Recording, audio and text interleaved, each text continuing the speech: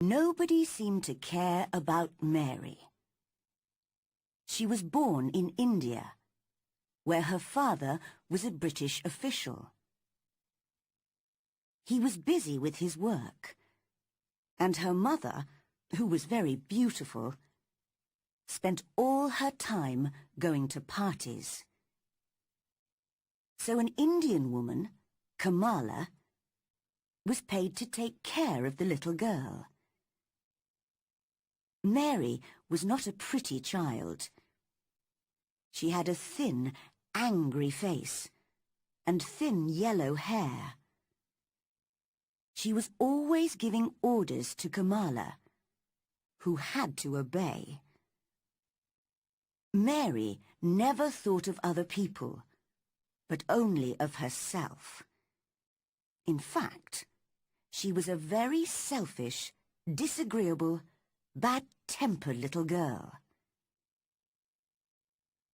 One very hot morning, when she was about 9 years old, she woke up and saw that instead of Kamala, there was a different Indian servant by her bed. "What are you doing here?" she asked crossly. "Go away, and send Kamala to me at once." The woman looked afraid. "I'm sorry, Miss Mary. She can't come." Something strange was happening that day. Some of the house servants were missing, and everybody looked frightened. But nobody told Mary anything, and Kamala still did not come. So at last, Mary went out into the garden and played by herself under a tree. She pretended she was making her own flower garden and picked large red flowers to push into the ground. All the time, she was saying crossly to herself, "I hate Kamala. I'll hit her when she comes back." Just then, she saw her mother coming into the garden with a young Englishman. They did not notice the child, who listened to their conversation. "It's very bad, is it?" her mother asked the young man in a worried voice. "Very bad," he answered seriously. "People are dying like flies. It's dangerous to stay in this town. You should go to the hills, where there's no disease." "Oh, I know," she cried. "We must leave soon." Suddenly, they heard loud cries coming from the servants' rooms at the side of the house. "What's happened?" cried Mary's mother wildly. "I think one of your servants has just died. You didn't tell me the disease is here, in your house." "I didn't know!" she screamed. "Quick, come with me!" And together they ran into the house. Now Mary understood what was wrong. The terrible disease had already killed many people in the town, and in all the houses people were dying. In Mary's house, it was Kamala who had just died. Later that day, 3 more servants died there. All through the night and the next day, people ran in and out of the house, shouting and crying. Nobody thought of Mary. She hid in her bedroom, frightened by the strange and terrible sounds that she heard around her. Sometimes she cried, and sometimes she slept. When she woke the next day, the house was silent. Perhaps the disease has gone, she thought, and everybody is well again. I wonder who will take care of me instead of Kamala. Why doesn't someone bring me some food? It's strange the house is so quiet. But just then, she heard men's voices in the hall. "How sad," said one. "That beautiful woman." "There was a child, too, wasn't there?" said the other. "Although none of us ever saw her." Mary was standing in the middle of her room when they opened the door a few minutes later. The two men jumped back in surprise. "My name is Mary Lennox," she said crossly. "I was asleep when everyone was ill, and now I'm hungry." "It's the child, the one nobody ever saw," said the older man to the other. "They've all forgotten her." "Why was I forgotten?" asked Mary angrily. "Why has nobody come to take care of me?" The younger man looked at her very sadly. "Poor child," he said. "You see, there's nobody left alive in the house, so nobody can come." In this strange and sudden way, Mary learnt that both her mother and her father had died. The few servants who had not died had run away in the night. No one had remembered little Miss Mary. She was all alone. Because she had never known her parents well, she did not miss them at all. She only thought of herself, as she had always done. "Where will I live?" she wondered. "I hope I'll stay with people who let me do what I want." At first, she was taken to an English family who had known her parents. She hated their untidy house and noisy children, and preferred playing by herself in the garden. One day, she was playing her favorite game, pretending to make a garden, when one of the children, Basil, offered to help. "Go away!" cried Mary. "I don't want your help." For a moment, Basil looked angry, and then he began to laugh. He danced round and round Mary and sang a funny little song about Miss Mary and her stupid flowers. This made Mary very cross indeed. No one had ever laughed at her so unkindly. "You're going home soon," said Basil, "and we're all very pleased you're leaving." "I'm pleased too," replied Mary. "But where's home?" "You're stupid if you don't know that," laughed Basil. "England, of course. You're going to live with your uncle, Mr. Archibald Craven." "I've never heard of him," said Mary coldly. "But I know about him because I heard Father and Mother talking," said Basil. He lives in a big, lonely old house and has no friends because he's so bad-tempered. He's got a crooked back and he's horrid.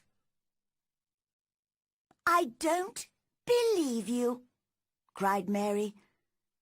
But the next day, Basil's parents explained that she was going to live with her uncle in Yorkshire, in the north of England. Mary looked bored and cross and said nothing.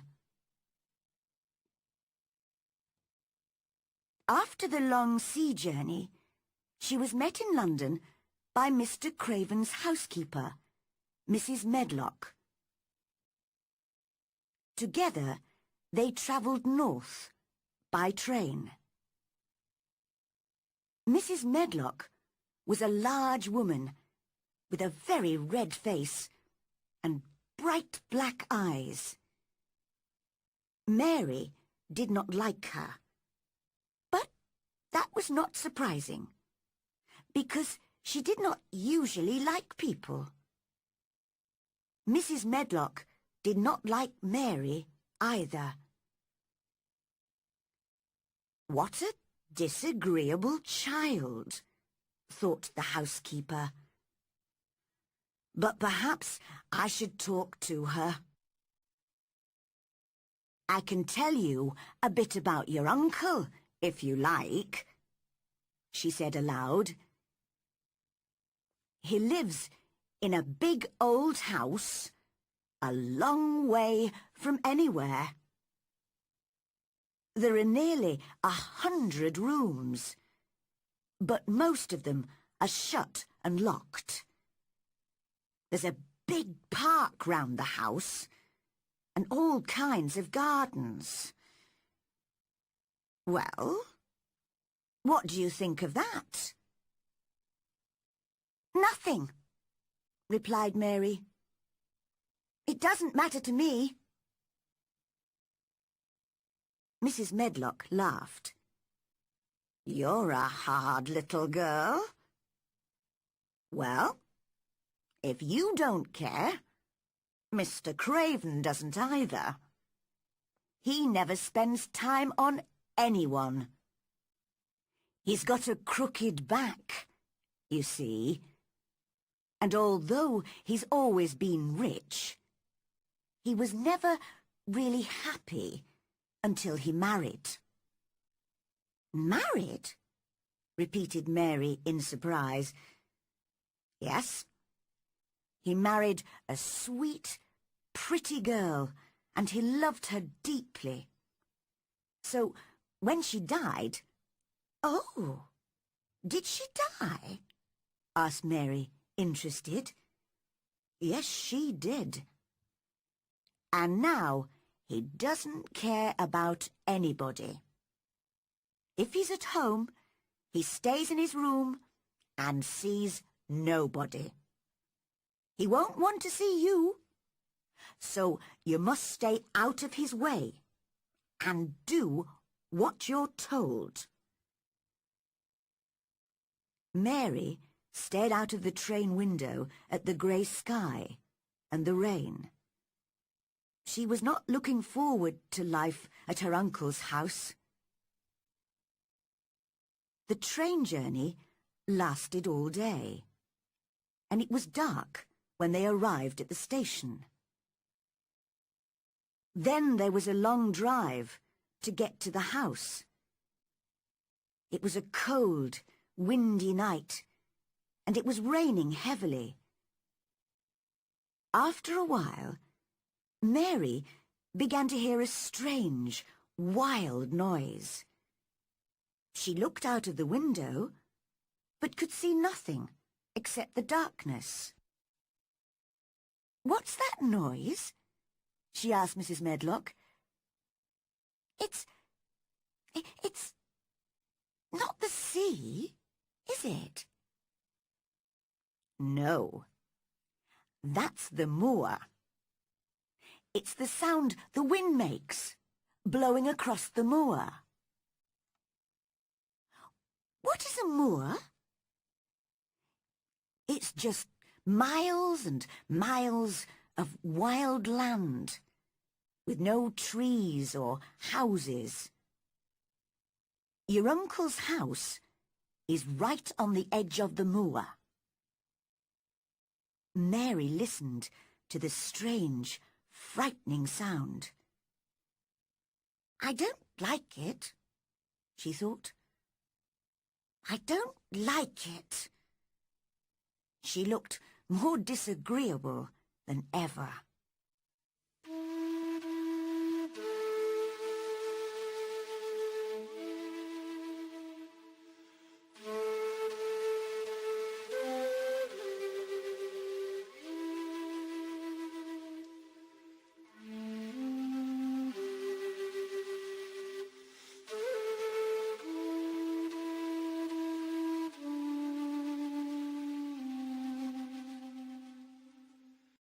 Chapter 2.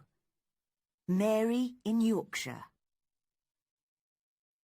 They arrived at a very large old house. It looked dark and unfriendly from the outside. Inside, Mary looked around the big shadowy hall and felt very small and lost. They went straight upstairs. Mary was shown to a room where there was a warm fire and food on the table. "This is your room," said Mrs. Medlock. "Go to bed when you've had some supper. And remember, you must stay in your room.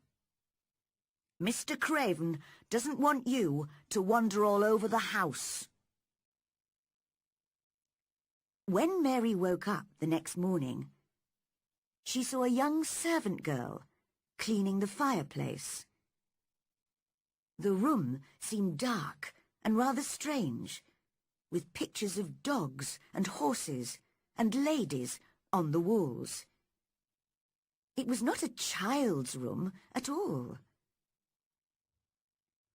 From the window, she could not see any trees or houses, only wild land, which looked like a kind of purple sea. "Who are you?" she asked the servant coldly. "Martha, miss," answered the girl with a smile. "And what's that outside?" Mary continued. "That's the moor," smiled Martha. "Do you like it?" "No," replied Mary immediately. "I hate it." "That's because you don't know it. You will like it. I love it. It's lovely in spring and summer when there are flowers. It always smells so sweet. The air's so fresh and the birds sing so beautifully. I never want to leave the moor." Mary was feeling very bad-tempered. "You're a strange servant," she said. "In India, we don't have conversations with servants. We give orders, and they obey, and that's that." Martha did not seem to mind Mary's crossness.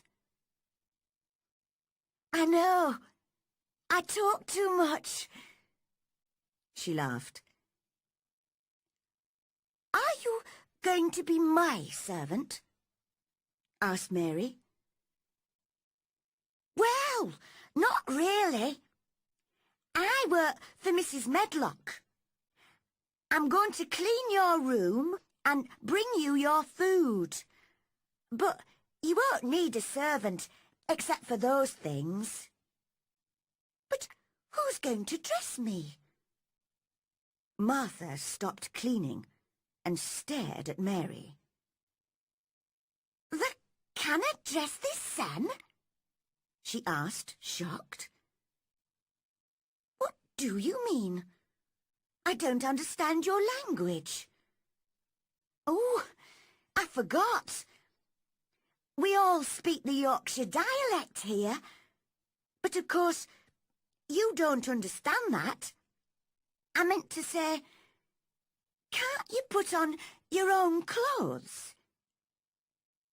"Of course not. My servant always used to dress me." "Well, I think you should learn to dress yourself.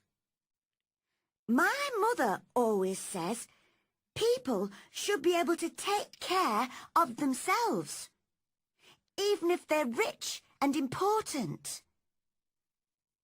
Little Miss Mary was furious with Martha. "It's different in India, where I come from. You don't know anything about India, or about servants, or about anything. You... She could not explain what she meant. Suddenly, she felt very confused and lonely. She threw herself down on the bed and started crying wildly. Now, don't cry like that," Martha said gently. "I'm very sorry. You're right. I don't know anything about anything. Please stop crying, miss." She sounded kind and friendly, and Mary began to feel better and soon stopped crying. Martha went on talking as she finished her cleaning. But Mary looked out of the window in a bored way and pretended not to listen. "I've got 11 brothers and sisters, you know, miss. There's not much money in our house, and they all eat so much food. Mother says it's the good fresh air on the moor that makes them so hungry.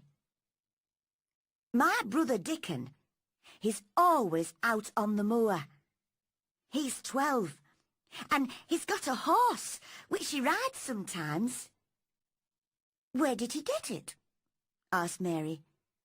She had always wanted an animal of her own, and so she began to feel a little interest in Dickon. "Oh, it's a wild horse, but he's a kind boy, and animals like him, you see. Now, you must have your breakfast, miss. Here it is, on the table." "I don't want it," said Mary. "I'm not hungry." "What?" cried Martha. "My little brothers and sisters would eat all this in 5 minutes." "Why?" asked Mary coldly. "Because they don't get enough to eat. That's why. And they're always hungry." "You're very lucky to have the food, miss." Mary said nothing, but she drank some tea and ate a little bread.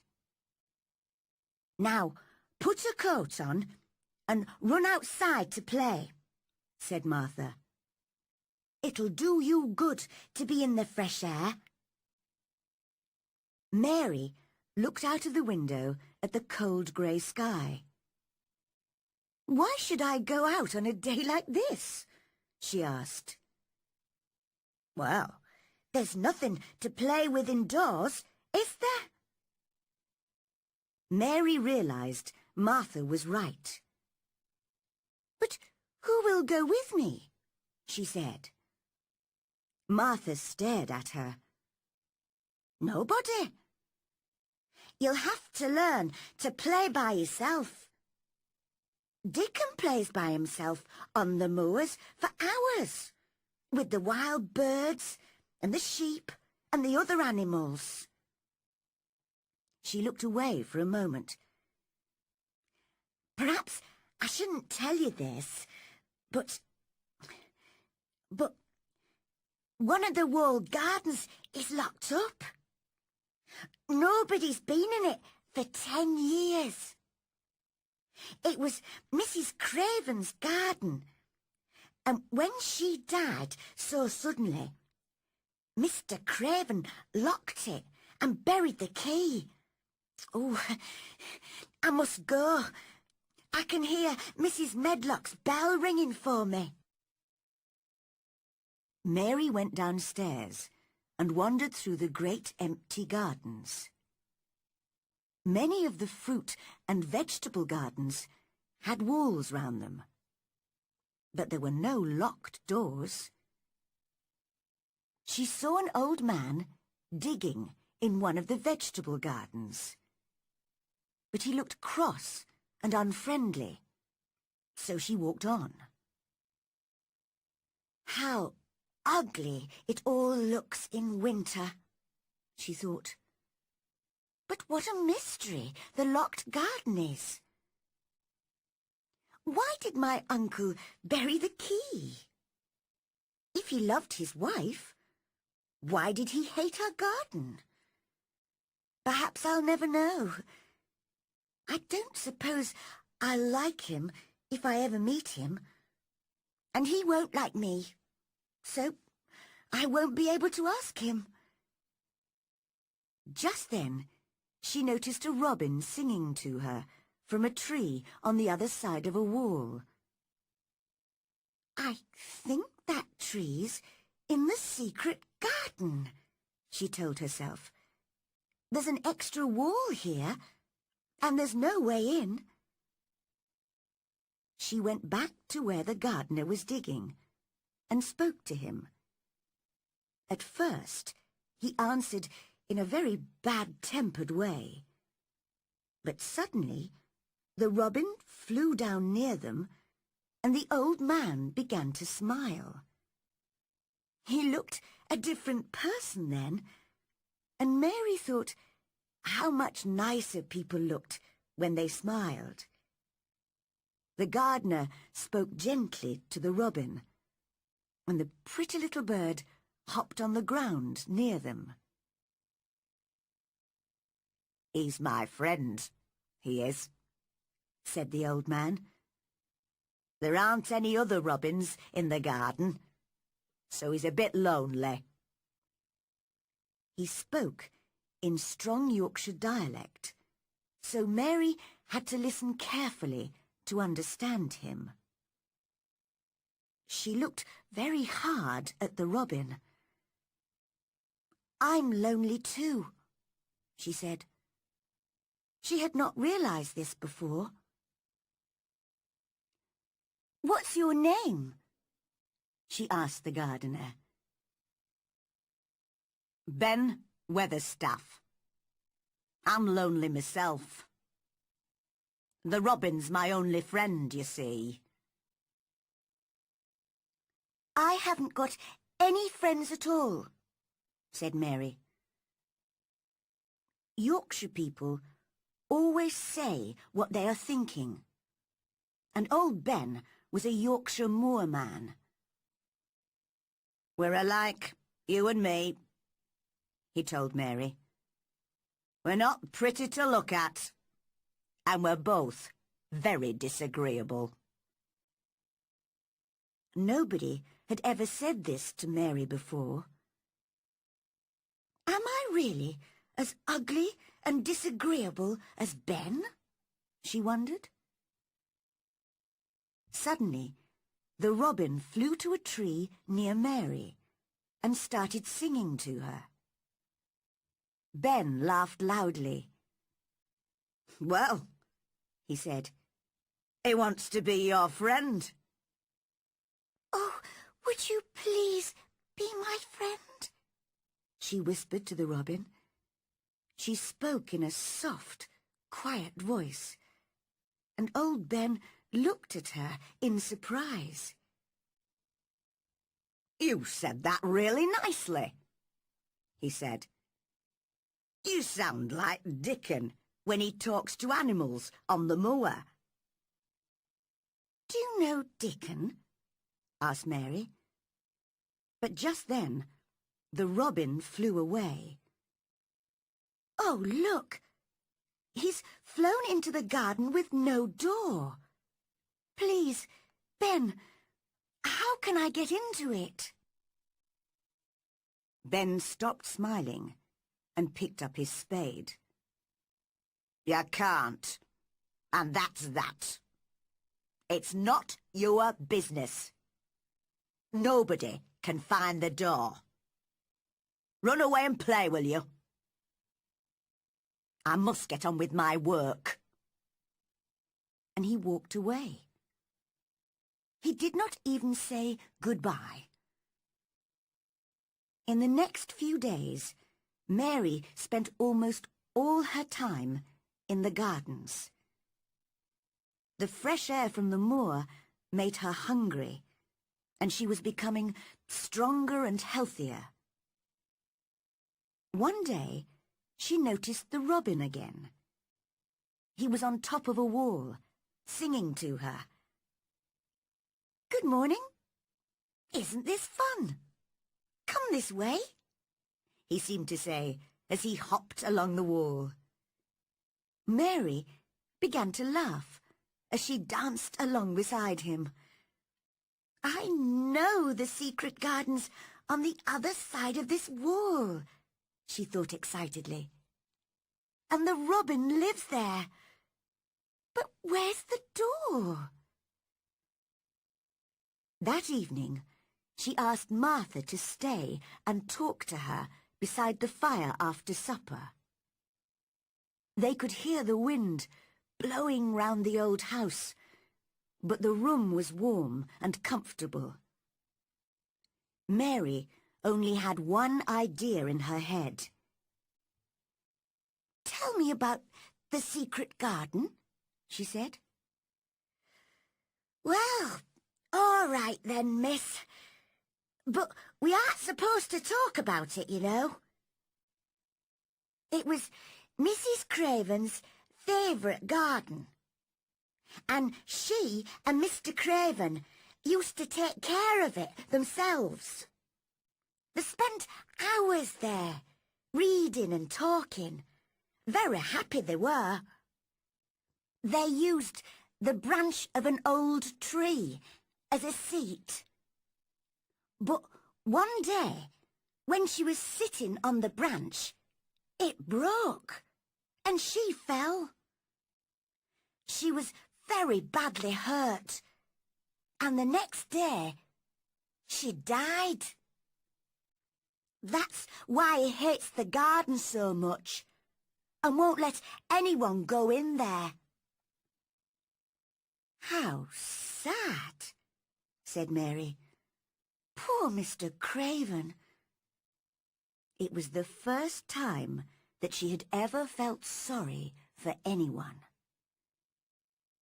Just then, as she was listening to the wind outside, she heard another noise in the house. "Can you hear a child crying?" she asked Martha. Martha looked confused.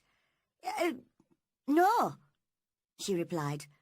"No, I think it must be the wind." But at that moment, the wind blew open their door, and they heard the crying very clearly. "I told you!" cried Mary. At once, Martha shut the door.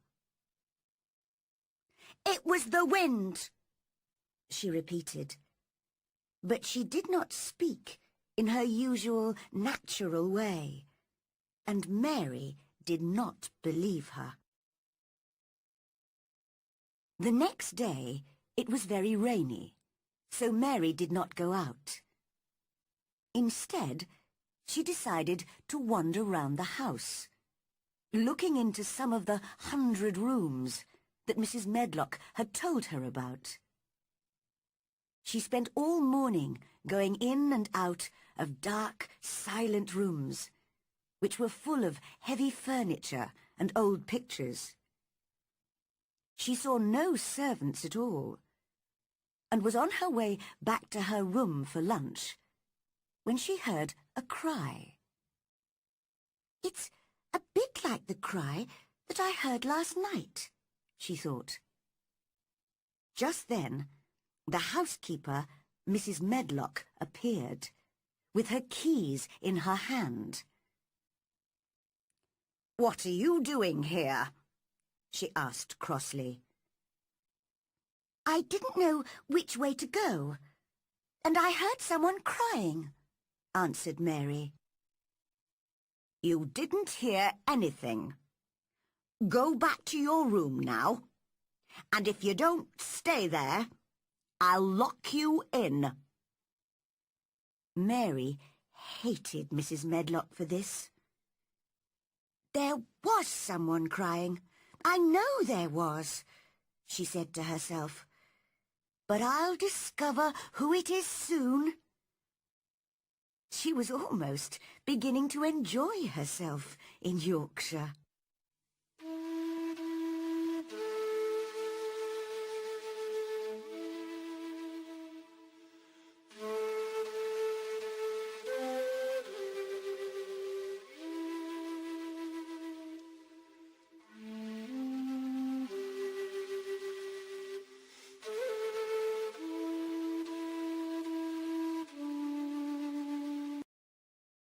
Chapter 3.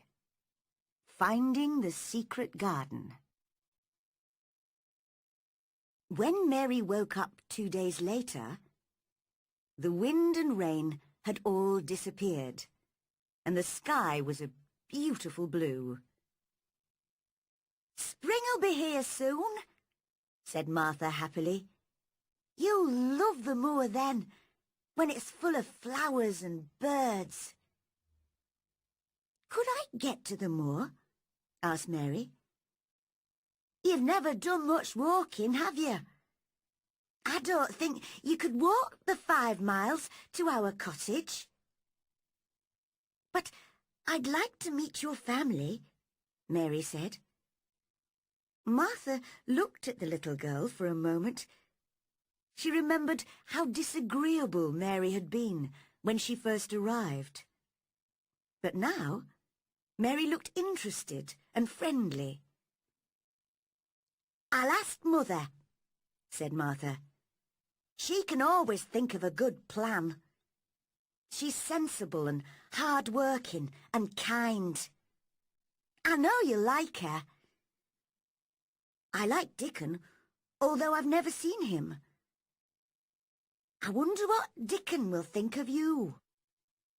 "He won't like me," said Mary. "No one does." "But do you like yourself? That's what Mother would ask." "No, not really. I've never thought of that."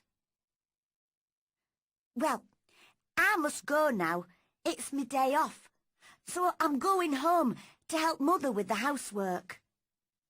Goodbye, miss. See you tomorrow." Mary felt lonelier than ever when Martha had gone, so she went outside. The sunshine made the gardens look different, and the change in the weather had even made Ben Weatherstaff easier to talk to. "Can you smell spring in the air?" he asked her. "Things are growing deep down in the ground. Soon you'll see little green shoots coming up. Young plants they are. You watch them." "I will," replied Mary. "Oh, there's the robin." The little bird hopped onto Ben's spade. "Are things growing in the garden where he lives?" "What garden?" said Ben in his bad-tempered voice. "You know, the secret garden. Are the flowers dead there? She really wanted to know the answer. "Ask the robin," said Ben crossly. "He's the only one who's been in there for the last 10 years. 10 years was a long time, Mary thought. She had been born 10 years ago. She walked away, thinking. She had begun to like the gardens, and the robin, and Martha, and Dickon, and their mother. Before she came to Yorkshire, she had not liked anybody. She was walking beside the long wall of the secret garden when a most wonderful thing happened. She suddenly realized the robin was following her. She felt very pleased and excited by this, and cried out, "You like me, don't you? And I like you too." As he hopped along beside her, she hopped and sang too, to show him that she was his friend. Just then, he stopped at a place where a dog had dug a hole in the ground. As Mary looked at the hole, she noticed something almost buried there. She put her hand in and pulled it out. It was an old key. "Perhaps it's been buried for 10 years, she whispered to herself. "Perhaps it's the key to the secret garden." She looked at it for a long time. How lovely it would be to find the garden and see what had happened to it in the last 10 years. She could play in it all by herself, and nobody would know she was there. She put the key safely in her pocket. The next morning, Martha was back at Misselthwaite Manor and told Mary all about her day with her family. "I really enjoyed myself. I helped Mother with the whole week's washing and baking. And I told the children about you. They wanted to know about your servants and the ship that brought you to England and everything. I can tell you some more for next time," offered Mary. "They'd like to hear about riding on elephants and camels, wouldn't they?"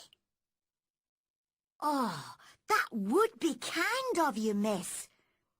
And Luke, Mother has sent you a present." "A present?" repeated Mary. How could a family of 14 hungry people give anyone a present? "Mother bought it from a man who came to the door to sell things.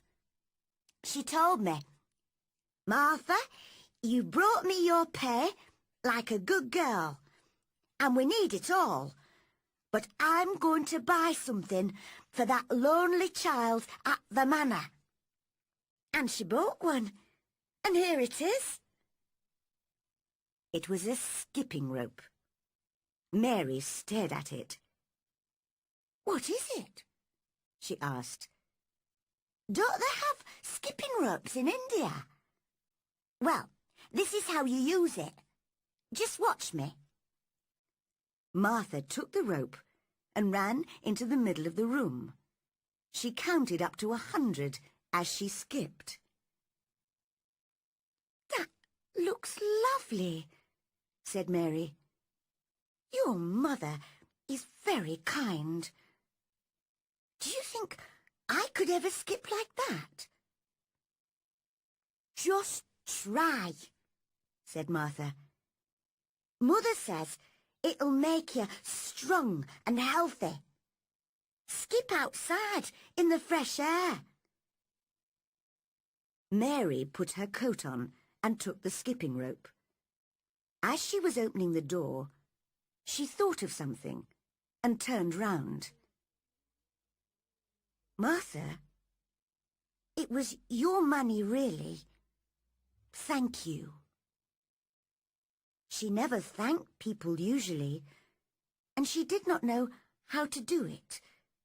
So she held out her hand, because she knew that adults did that. Martha shook her hand and laughed. "You're a strange child," she said, "like an old woman. Now, run away and play." The skipping rope was wonderful. Mary counted and skipped and counted until her face was hot and red. She was having more fun than she had ever had before. She skipped through the gardens until she found Ben Weatherstaff, who was digging and talking to his robin. She wanted them both to see her skip. "Well," said Ben, "you're looking fine and healthy today. Go on skipping. It's good for you." Mary skipped all the way to the secret garden wall. And there was the robin. He had followed her. Mary was very pleased. "You showed me where the key was yesterday," she laughed. "I've got it in my pocket. So you ought to show me the door today." The robin hopped onto an old climbing plant on the wall and sang his most beautiful song. Suddenly, the wind made the plant move, and Mary saw something under the dark green leaves. The thick, heavy plant was covering a door. Mary's heart was beating fast, and her hands were shaking as she pushed the leaves away and found the keyhole. She took the key out of her pocket, and it fitted the hole. Using both hands, she managed to unlock the door. Then she turned round to see if anyone was watching. But there was no one. So she pushed the door, which opened slowly for the first time in 10 years. She walked quickly in and shut the door behind her. At last, she was inside the secret garden. It was the loveliest, most exciting place she had ever seen. There were old rose trees everywhere, and the walls were covered with climbing roses. She looked carefully at the grey branches. Were the roses still alive? Ben would know. She hoped they weren't all dead. But she was inside the wonderful garden in a world of her own.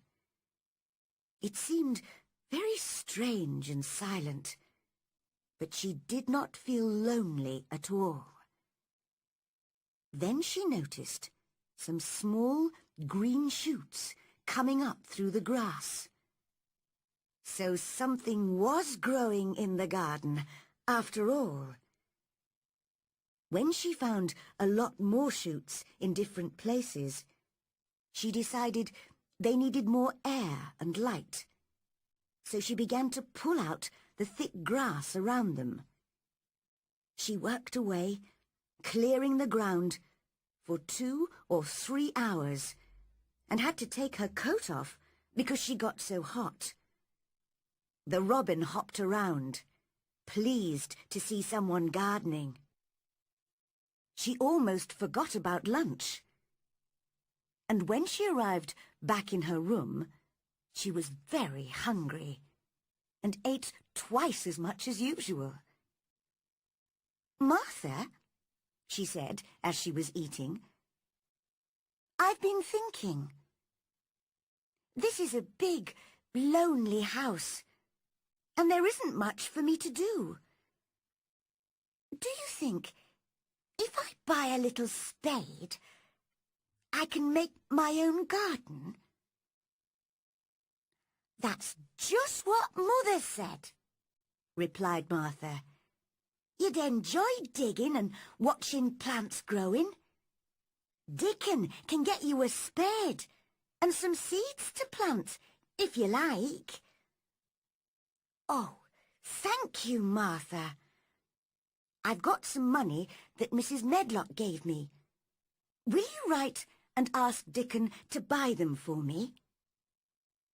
"I will. And he'll bring them to you himself." "Oh, then I'll see him." Mary looked very excited. Then she remembered something. "I heard that cry in the house again, Martha. It wasn't the wind this time. I've heard it 3 times now. Who is it?" Martha looked uncomfortable. "You mustn't go wandering around the house, you know. Mr. Craven wouldn't like it. Now, I must go and help the others downstairs. I'll see you at tea time." As the door closed behind Martha, Mary thought to herself, "This really is the strangest house that anyone ever lived in."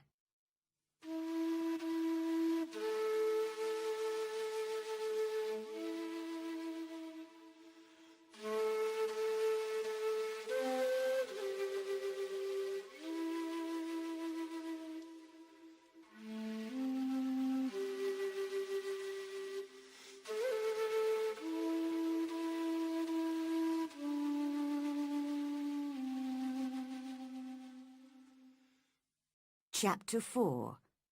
Meeting Dickon. Mary spent nearly a week working in the secret garden. Each day she found new shoots coming out of the ground. Soon there would be flowers everywhere, thousands of them. It was an exciting game to her. When she was inside those beautiful old walls, no one knew where she was. During that week, she became more friendly with Ben, who was often digging in one of the vegetable gardens. "What are your favourite flowers, Ben?" she asked him one day. "Roses. I used to work for a young lady who loved roses, you see, and she had a lot in her garden. That was 10 years ago, but she died. Very sad it was." "What happened to the roses?"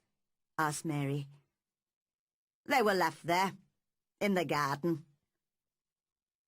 "If rose branches look dry and grey, are they still alive?" asked Mary. It was so important to know. "In the spring, they'll show green shoots, and then—" "But why are you so interested in roses?" he asked. Mary's face went red. "I just wanted to pretend I've got a garden. I haven't got anyone to play with." "Well, that's true," said Ben. He seemed to feel sorry for her. Mary decided she liked old Ben, although he was sometimes bad-tempered. She skipped along and into the wood at the end of the gardens. Suddenly, she heard a strange noise, and there, in front of her, was a boy. He was sitting under a tree, playing on a wooden pipe. He was about 12, with a healthy red face and bright blue eyes. There was a squirrel and a crow in the tree, and 2 rabbits sitting on the grass near him. "They're listening to the music," thought Mary. "I mustn't frighten them." She stood very still. The boy stopped playing. "That's right," he said. "Animals don't like it if you move suddenly. I'm Dickon, and you must be Miss Mary. I've brought you the spade and the seeds." He spoke in an easy, friendly way. Mary liked him at once.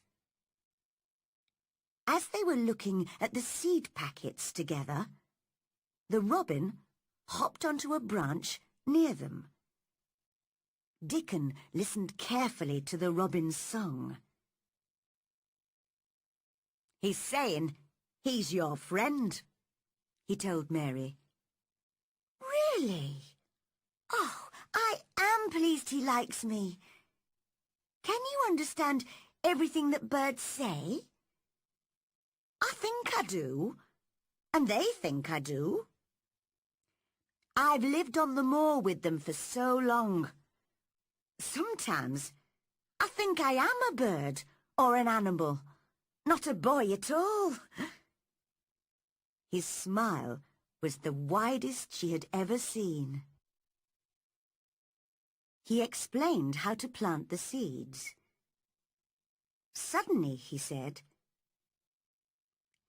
"I can help you plant them. Where's your garden?"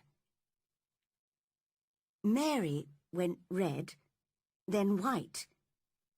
She had never thought of this. What was she going to say? "Could you keep a secret? It's a great secret. If anyone discovers it, I'll die." "I keep secrets for all the wild birds and animals on the moor, so I can keep yours too," he replied. "I've stolen a garden," she said very fast. "Nobody goes into it. Nobody wants it.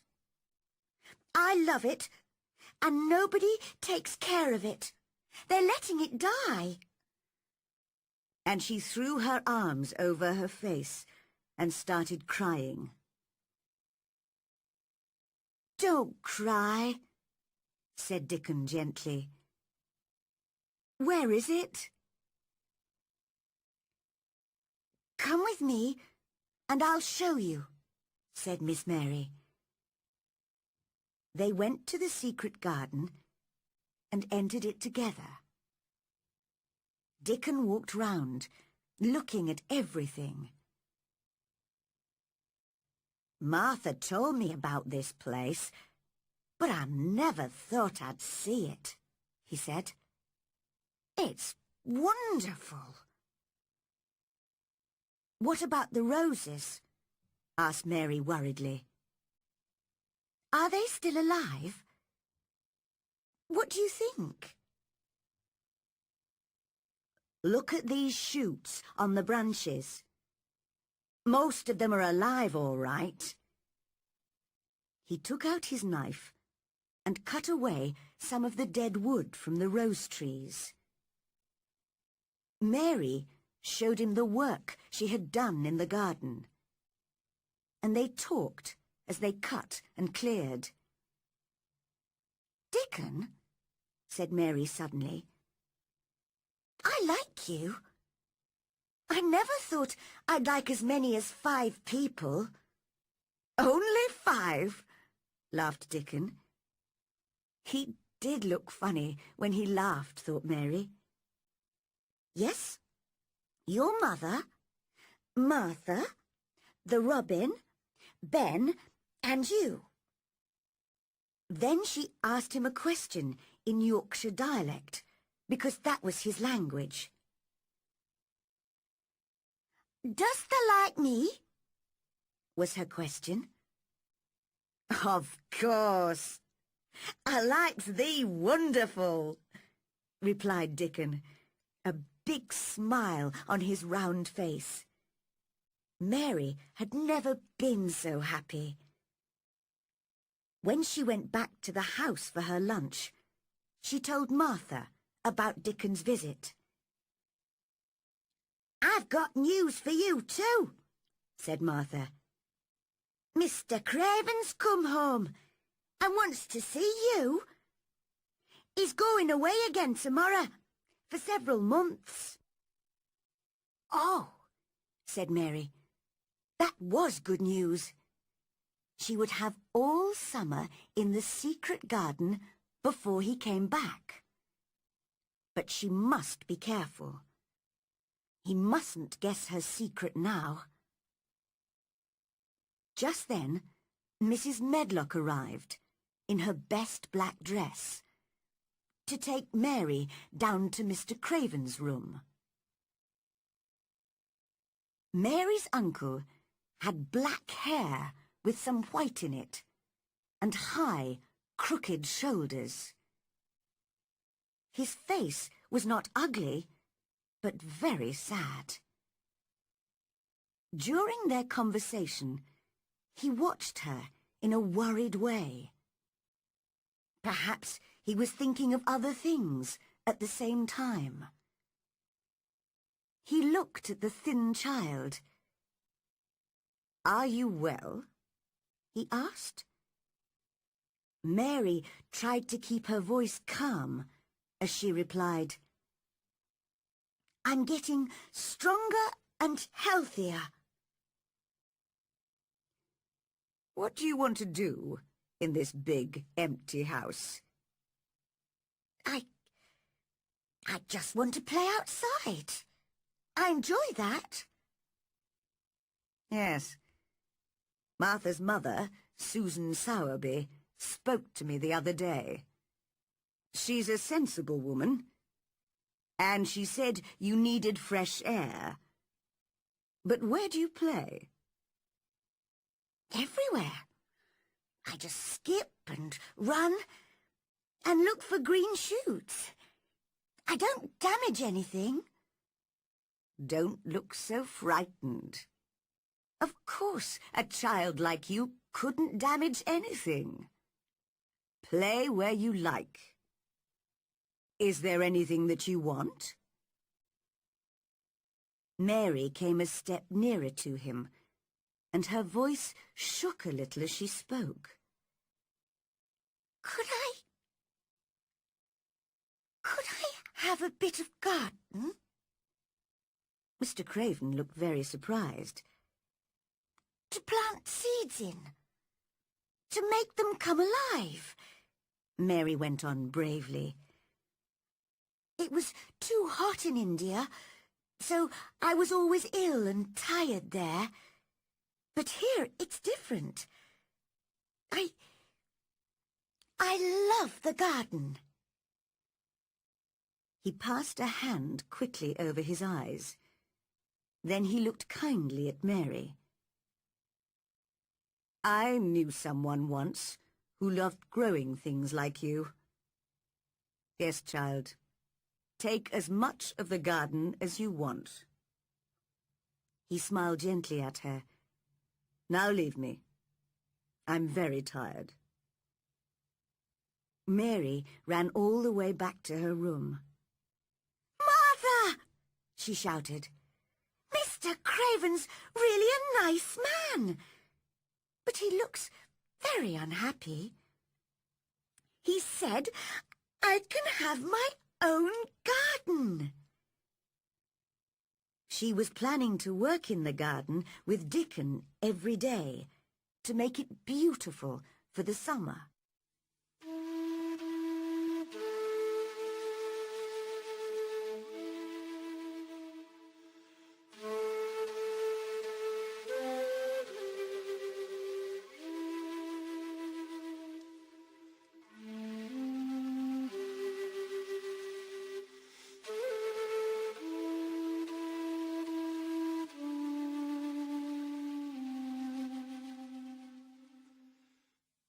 Chapter 5.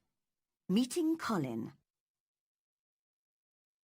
In the middle of the night, Mary woke up. Heavy rain had started falling again, and the wind was blowing violently round the walls of the old house. Suddenly, she heard crying again. This time, she decided to discover who it was.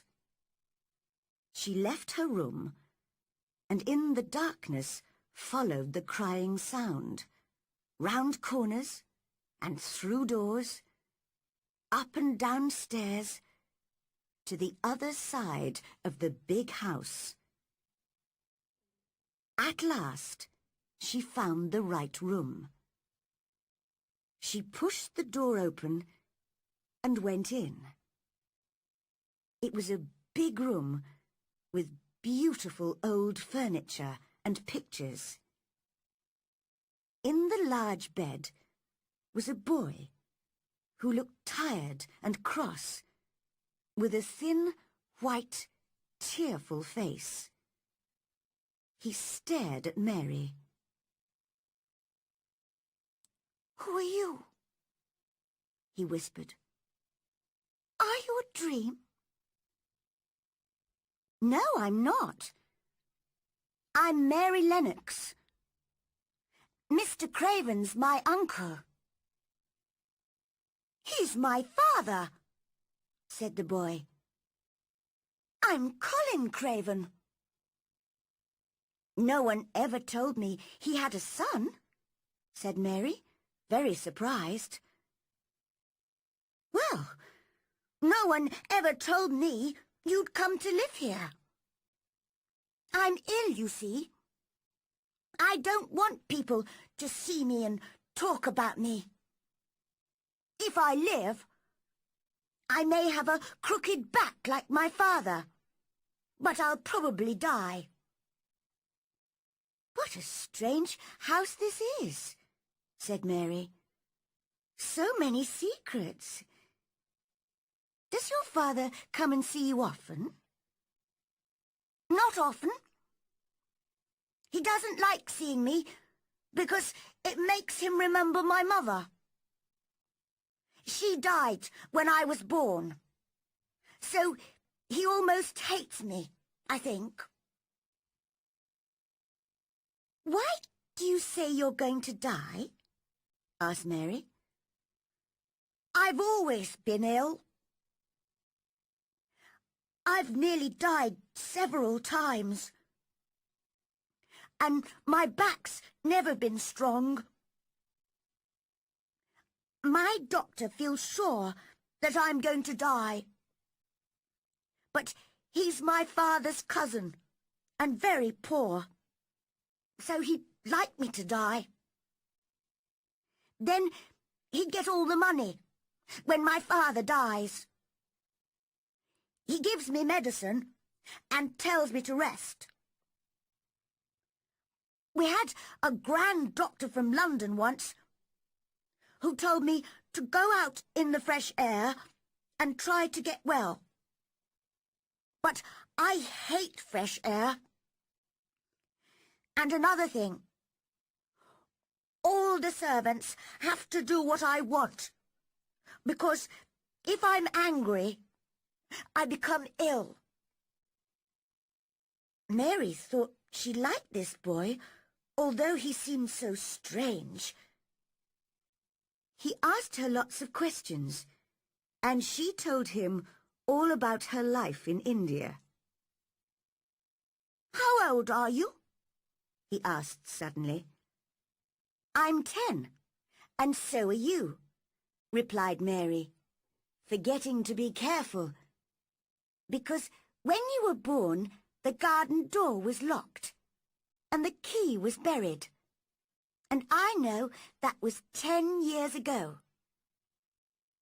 Colin sat up in bed and looked very interested. "What door? Who locked it? Where's the key? I want to see it." I'll make the servants tell me where it is. They'll take me there, and you can come too. Oh, please don't. Don't do that, cried Mary. Colin stared at her. Don't you want to see it? Yes, but if you make them open the door, it will never be a secret again. You see, if only we know about it, if we can find the key, we can go and play there every day. We can help the garden come alive again. And no one will know about it except us. I see, said Colin slowly. Yes, I'd like that. It'll be our secret. I've never had a secret before. And perhaps, added Mary cleverly, we can find a boy to push you in your wheelchair if you can't walk. And we can go there together without any other people. You'll feel better outside. I know I do. I'd like that, he said dreamily. I think I'd like fresh air in a secret garden. Then Mary told him about the moor, and Dickon, and Ben Weatherstaff, and the robin. And Colin listened to it all with great interest. He began to smile and look much happier. I like having you here, he said. You must come and see me every day. But I'm tired now. I'll sing you a song. My servant Kamala used to do that in India, said Mary. And very soon Colin was asleep. The next afternoon, Mary visited Colin again, and he seemed very pleased to see her. He had sent his nurse away, and had told nobody about Mary's visit. Mary had not told anybody either. They read some of his books together and told each other stories. They were enjoying themselves and laughing loudly when suddenly the door opened. Dr. Craven and Mrs. Medlock came in. They almost fell over in surprise. What's happening here? Asked Dr. Craven. Colin sat up straight. To Mary, he looked just like an Indian prince. This is my cousin, Mary Lennox, he said calmly. I like her. She must visit me often. Oh, I'm sorry, sir, said poor Mrs. Medlock to the doctor. I don't know how she discovered him. I told the servants to keep it a secret. Don't be stupid, Medlock, said the Indian prince coldly. Nobody told her. She heard me crying and found me herself. Bring our tea up now. I'm afraid you're getting too hot and excited, my boy, said Dr. Craven. That's not good for you. Don't forget you're ill. I want to forget, said Colin. I'll be angry if Mary doesn't visit me.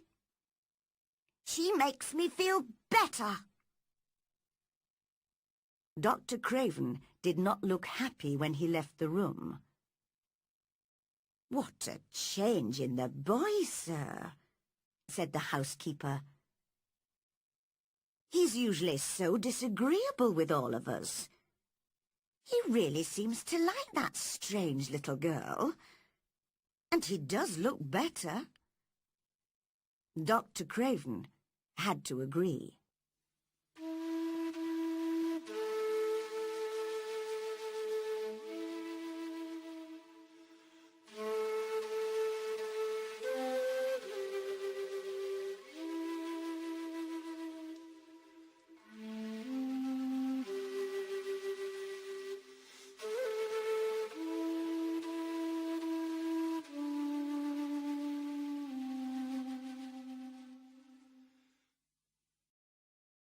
Chapter 6. Colin is Afraid. Because it rained all the next week, Mary went to talk to Colin every day instead of visiting the garden. But she woke early one morning to see the sun shining into her room, and she ran out to the secret garden at once. She did not even wait to have her breakfast. It was beautifully sunny and warm, and 1,000 more shoots were pushing their way out of the ground. Dickon was already there, digging hard, with the crow and a young fox beside him. "Have you seen the robin?" he asked Mary. The little bird was flying busily backwards and forwards as fast as he could, carrying pieces of dry grass. "He's building a nest," whispered Mary. They watched the robin for a moment. Then Mary said, "I must tell you something. You probably know about Colin Craven, don't you? Well, I've met him, and I'm going to help him to get better." "That's good news." There was a big smile on Dickon's honest face. "We all knew he was ill." "He's afraid he'll have a crooked back, like his father. I think that's what's making him ill." "Perhaps we can bring him here and let him rest under the trees. That'll do him good." "That's what we'll do." They had a lot of gardening and planning to do, and Mary did not have time to visit Colin that day. When she came back to the house in the evening, Martha told her that the servants had had trouble with Colin. "He's been very bad-tempered all afternoon with all of us, because you didn't come, miss." "Well, I was busy. He'll have to learn not to be so selfish," replied Mary coldly. She forgot how selfish she had been when she was ill in India.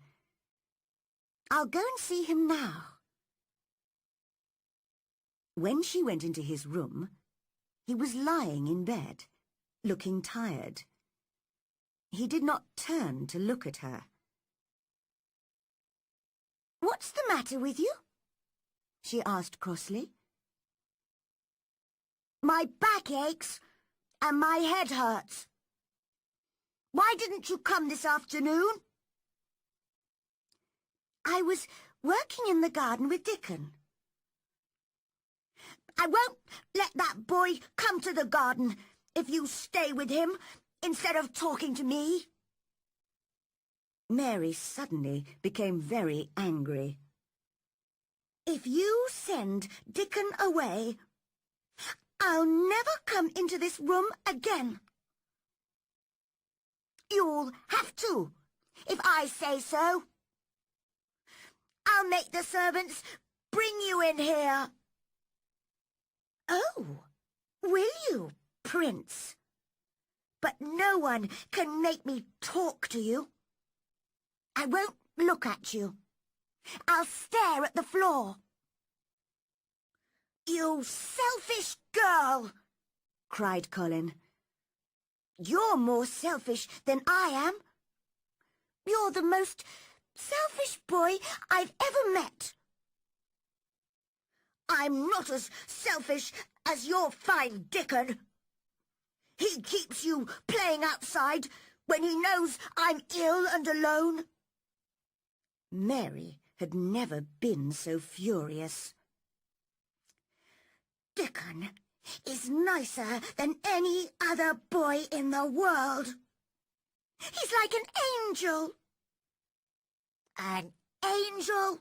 Don't make me laugh.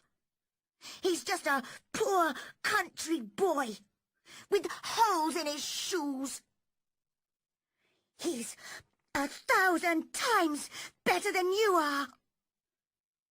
Colin had never argued with anyone like himself in his life, and in fact, it was good for him.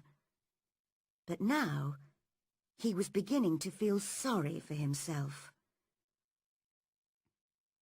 I'm always ill, he said, and started to cry.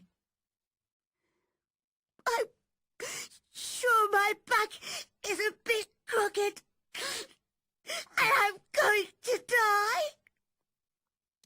No, you're not, said Mary crossly.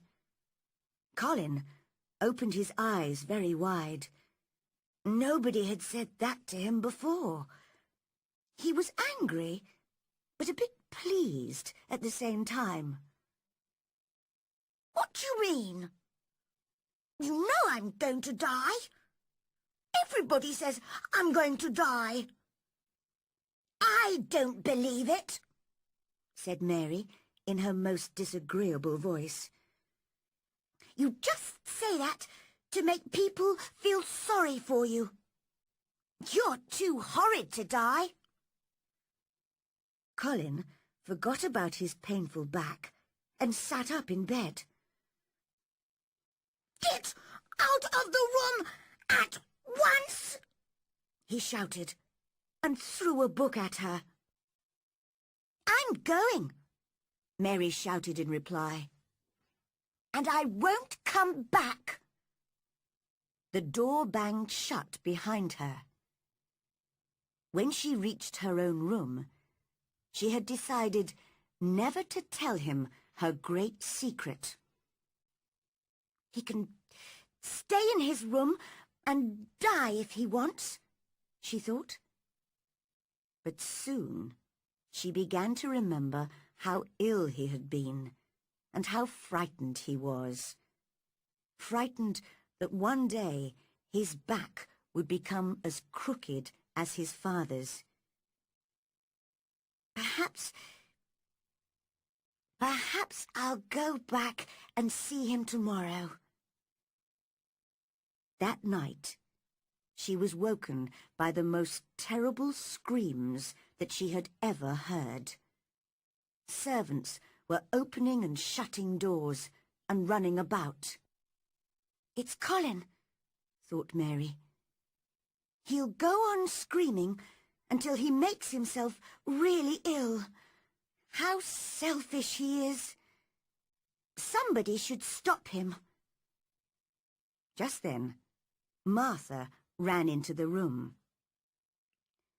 We don't know what to do, she cried. He likes you, miss. Come and see if you can make him calmer, please. Well, I'm very cross with him, said Mary, and jumped out of bed. I'm going to stop him.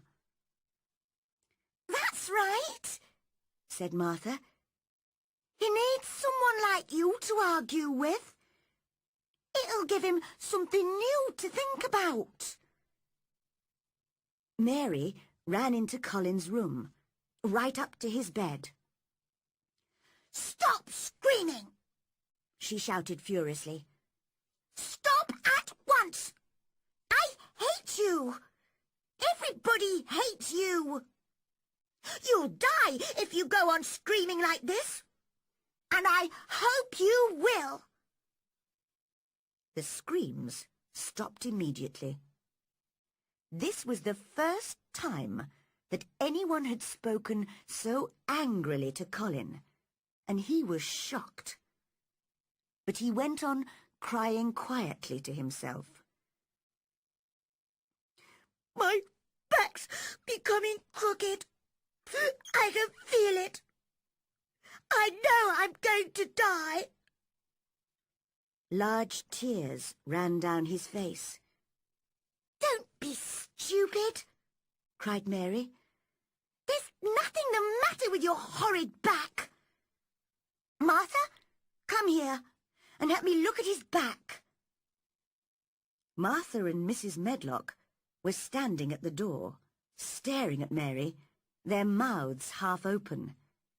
They both looked very frightened. Martha came forward to help, and Miss Mary looked carefully at Colin's thin white back, up and down. Her face was serious and angry at the same time. The room was very quiet. "There's nothing wrong with your back," she said at last. "Nothing at all. It's as straight as mine." Only Colin knew how important those crossly spoken, childish words were. All his life he had been afraid to ask about his back, and his terrible fear had made him ill. Now an angry little girl told him his back was straight, and he believed her. He was no longer afraid. They were both calmer now. He gave Mary his hand. "I think I'm almost sure I will live, if we can go out in the garden together sometimes. I'm very tired now. Will you stay with me until I go to sleep?" The servants went out very quietly. "I'll tell you all about the secret garden," whispered Mary. "I think it's full of roses and beautiful flowers. Birds like making their nests there because it's so quiet and safe. And perhaps our Robin—" But Colin was already asleep. The next day, Mary met Dickon as usual in the secret garden and told him about Colin. Mary loved Dickon's Yorkshire dialect and was trying to learn it herself. She spoke a little now. "We mun get poor Colin out here in th' sunshine, and we munnot lose no time about it." Dickon laughed. "Well done! I didn't know you could speak Yorkshire. You're right. We must bring Colin to the garden as soon as we can." So that afternoon, she went to see Colin. "I'm sorry I said I'd send Dickon away," he said. "I hated you when you said he was like an angel." "Well, he's a funny kind of angel, but he understands wild animals better than anyone." Suddenly, Mary knew that this was the right moment to tell him. She caught hold of his hands.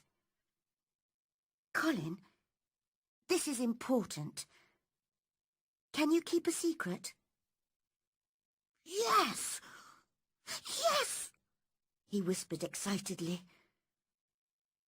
"What is it?" "We found the door into the secret garden." "Oh, Mary! Will I live long enough to see it?" "Of course you will," Don't be stupid, said Mary crossly. But it was a very natural thing to say, and they both laughed. Colin told Mrs. Medlock and the doctor that he wanted to go out in his wheelchair. At first, the doctor was worried the boy would get too tired. But when he heard that Dickon would push the wheelchair, he agreed. Dickon's a sensible boy, he told Colin, but don't forget. I've told you. I want to forget that I'm ill, said Colin in his prince's voice. Don't you understand? It's because my cousin makes me forget that I feel better when I'm with her.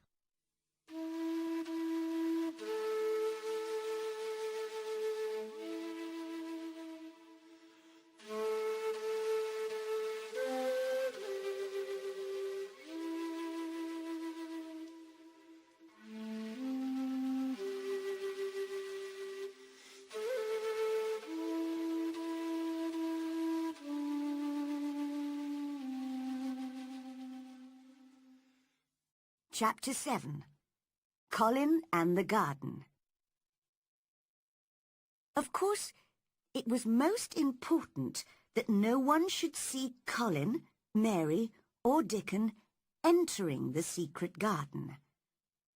So Colin gave orders to the gardeners that they must all keep away from that part of the garden in future. The next afternoon, Colin was carried downstairs by a manservant and put in his wheelchair outside the front door. Dickon arrived with his crow, 2 squirrels and the fox and started pushing the wheelchair gently away from the house and into the gardens. Mary walked beside the chair. Spring had really arrived now, and it seemed very exciting to Colin, who had lived indoors for so long. He smelt the warm air from the moor and watched the little white clouds in the blue sky. In a very short time, he heard Mary say, "This is where I found the key. And this is the door. And this is the secret garden." Colin covered his eyes with his hands until he was inside the 4 high walls, and the door was shut again. Then he looked round at the roses climbing the old red walls, the pink and white flowers on the fruit trees, and the birds and the butterflies everywhere. The sun warmed his face, and he suddenly knew he felt different. "Mary! Dickon!" he cried. "I'm going to get better. I'm going to live forever and ever and ever." As Dickon pushed the wheelchair all round the garden, he told Colin the names of all the plants. The sun shone, the birds sang, and in every corner of the garden there was something interesting to look at. The 3 children talked and laughed, and by the end of the afternoon, all 3 were speaking Yorkshire together. "I'll come back here every afternoon," said Colin. "I want to watch things growing. Soon you'll be strong enough to walk and dig. You'll be able to help us with the gardening," said Dickon kindly. "Do you really think I'll be able to walk and dig?" asked Colin. "Of course you will. You got legs like us." "But they're not very strong. answered Colin. They shake and I'm afraid to stand on them. When you want to use them, you'll be able to, said Dickon. The garden was quiet for a moment. Suddenly Colin said, "Who's that?" Mary turned her head and noticed Ben Weatherstaff's angry face looking at her over the garden wall. "What are you doing in that garden, young miss?" he shouted. He had not seen Colin or Dickon. "The robin showed me the way, Ben," she replied. You!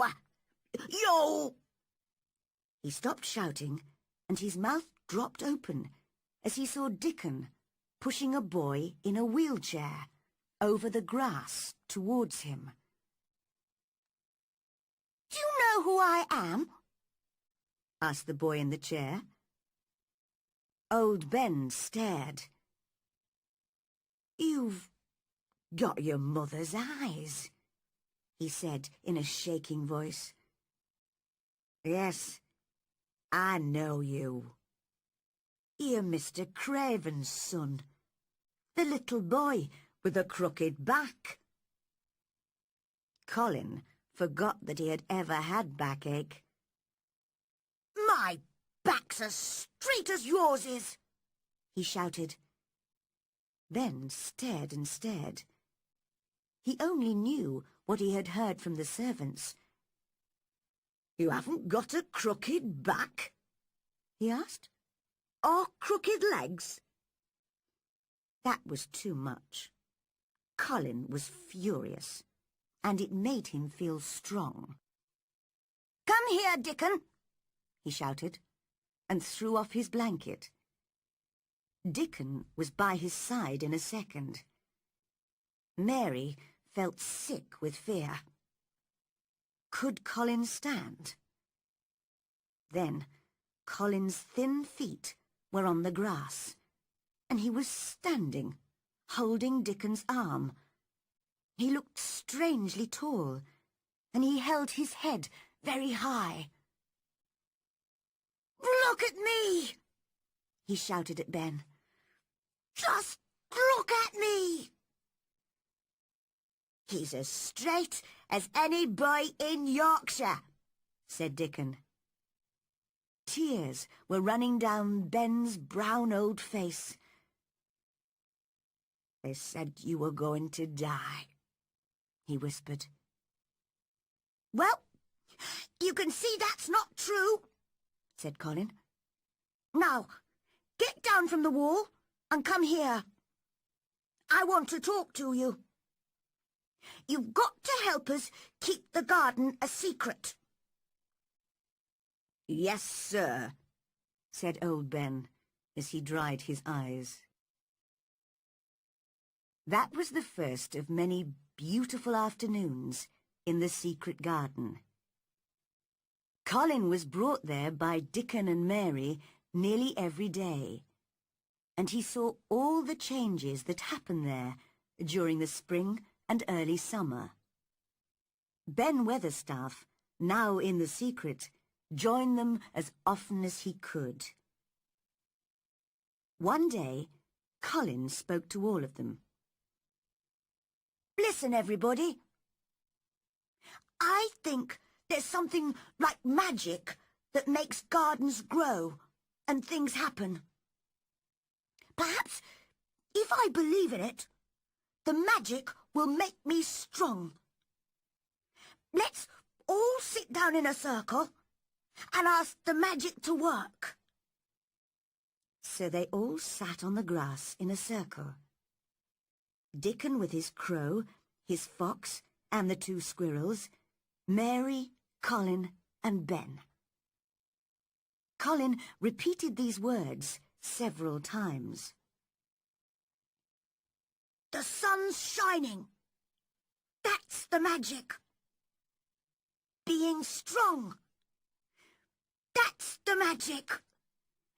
Magic, help me. Magic, Help me! At last, Colin stopped. Now, I'm going to walk round the garden, he said, and took Dickon's arm. Slowly, he walked from one wall to another, followed closely by Mary and Ben. And when he had walked all the way round, he said, "You see, I can walk now. The magic worked."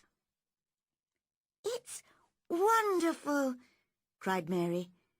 "Your father will think he's dreaming when he sees you." "I won't tell him yet. I'm going to keep it a secret from everybody. I'll come to the garden and walk and run a little more every day until I'm as healthy as any other boy. Then, when my father comes home, I'll walk up to him and say, 'Here I am, Father. You see, I'm not going to die.'" Now began a difficult time for Colin and Mary. Dickon told his mother about it one evening as he was digging the cottage garden. "You see, Mother, they don't want the doctor or the servants to guess that Colin can walk and is getting better. So they have to pretend he's still ill and just as disagreeable as he used to be. If they're running about all day in the fresh air, that'll make them hungry, I should think." "Yes, that's the problem.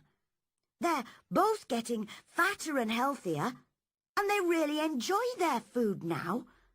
But they have to send some of it back to the kitchen, uneaten. If they eat it all, people will realise how healthy they are. Sometimes they're very hungry." "I know what we can do," said Mrs. Sowerby. "You can take some fresh milk and some of my newly baked bread to the garden in the mornings. If they have that, it'll do them a lot of good. What a game those children are playing!" And she laughed until tears came to her eyes. One afternoon, when they were all working in the garden, the door opened and a woman came quietly in. "It's Mother!" cried Dickon, and ran towards her. "I told her where the door was, because I knew she would keep the secret." Colin held out his hand to her. "I've wanted to see you for a long time," he said. "Dear boy," Susan Sowerby whispered, holding his hand. "You're so like your mother."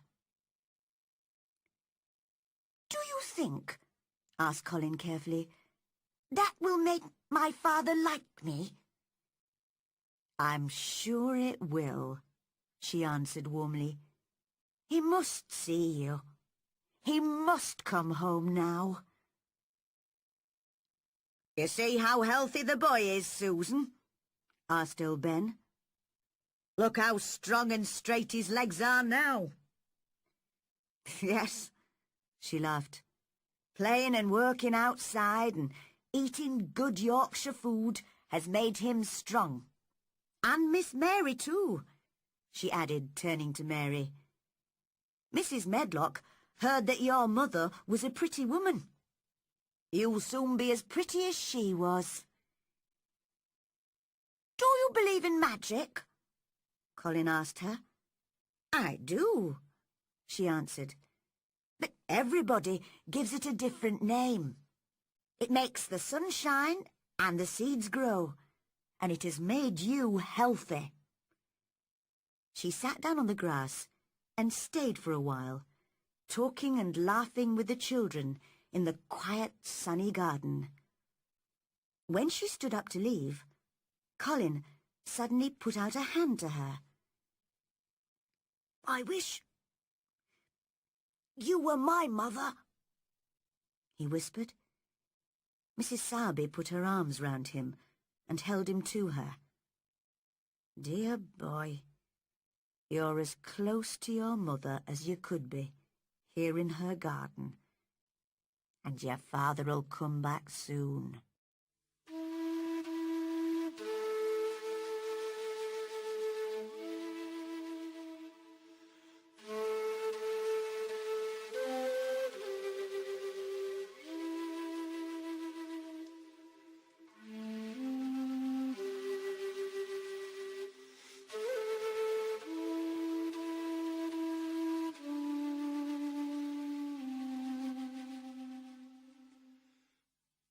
Chapter 8. Mr. Craven Comes Home. While the secret garden was returning to life, a man with high, crooked shoulders was wandering round the most beautiful places in Europe. For 10 years, he had lived this lonely life, his heart full of sadness and his head full of dark dreams. Everywhere he went, he carried his unhappiness with him, like a black cloud. Other travellers thought he was half mad, or a man who could not forget some terrible crime. His name was Archibald Craven. But one day, as he sat by a mountain stream, he actually looked at a flower, and for the first time in 10 years, he realized how beautiful something living could be. The valley seemed very quiet as he sat there, staring at the flower. He felt strangely calm. "What is happening to me?" he whispered. "I feel different. I almost feel I'm alive again." At that moment, hundreds of miles away in Yorkshire, Colin was seeing the secret garden for the first time and saying, "I'm going to live forever and ever and ever." But Mr. Craven did not know this. That night, in his hotel room, he slept better than usual. As the weeks passed, he even began to think a little about his home and his son.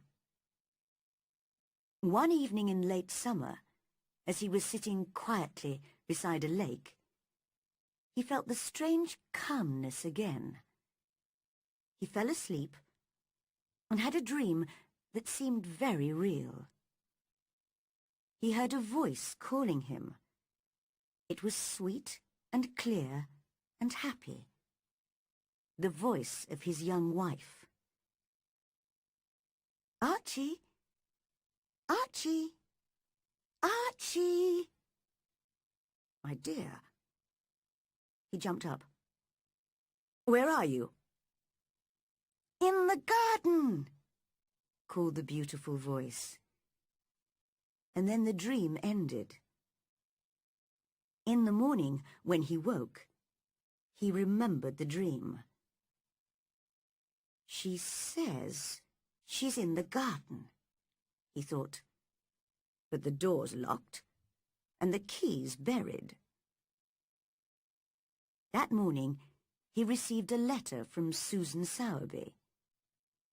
In it, she asked him to come home. But she did not give a reason.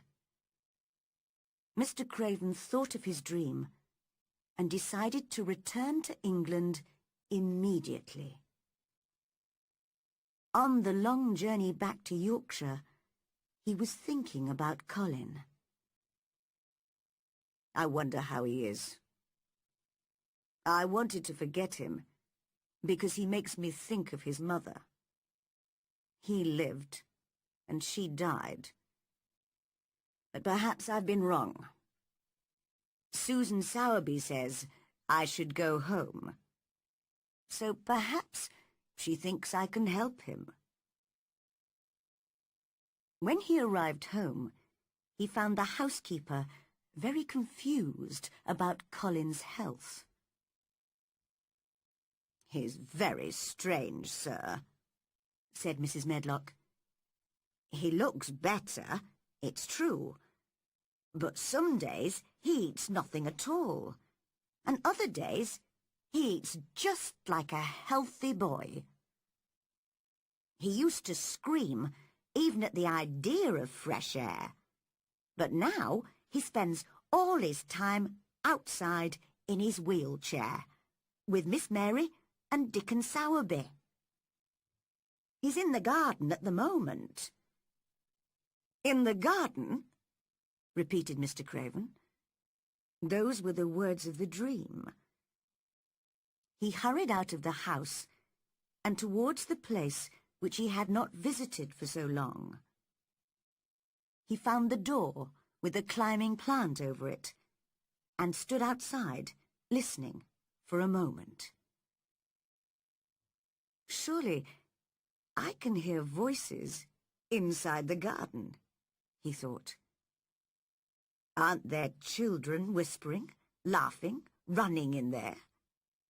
Or am I going mad?" And then the moment came when the children could not stay quiet. There was wild laughing and shouting, and the door was thrown open. A boy ran out.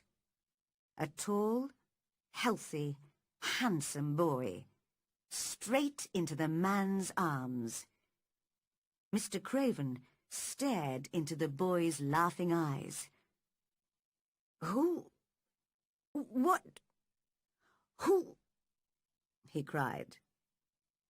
Colin had not planned to meet his father like this.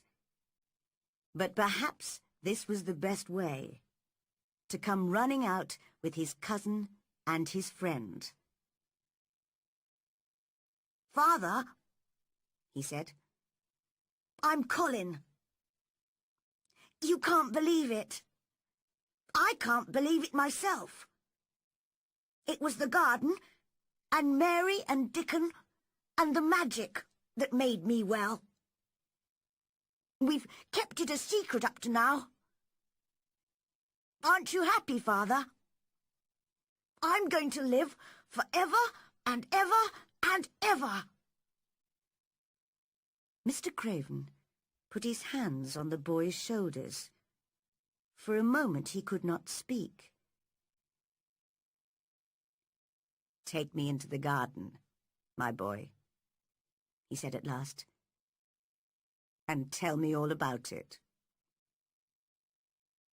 And in the secret garden, where the roses were at their best, and the butterflies were flying from flower to flower in the summer sunshine, they told Colin's father their story. Sometimes he laughed, and sometimes he cried, but most of the time he just looked, unbelieving, into the handsome face of the son that he had almost forgotten. "Now," said Colin at the end, "it isn't a secret any more. I'll never use the wheelchair again. I'm going to walk back with you, Father, to the house." And so, that afternoon, Mrs. Medlock, Martha, and the other servants had the greatest shock of their lives. Through the gardens, towards the house, came Mr. Craven, looking happier than they had ever seen him. And by his side, with his shoulders straight, his head held high, and a smile on his lips, walked young Colin.